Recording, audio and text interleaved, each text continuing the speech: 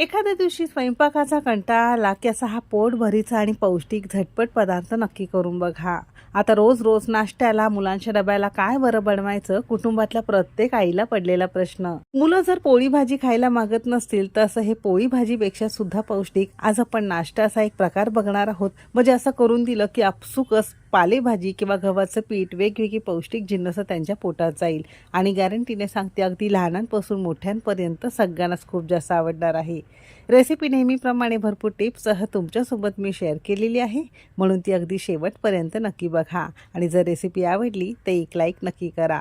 चला तर मग सुरुवात करूया.